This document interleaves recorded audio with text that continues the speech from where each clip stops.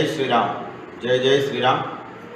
శ్రీరామ చైతన్యం గ్రూప్ సభ్యులందరికీ కూడా మన శ్రీరాముల వారి ఆంజనేయ స్వామి వారి 5 కోట్ల జపం అయిన సందర్భంగా అందరికి కూడా స్వామివారి ఆశీస్సులు ఎల్లవేళలా ఉండాలని కోరుకుంటూ జై శ్రీరామ్.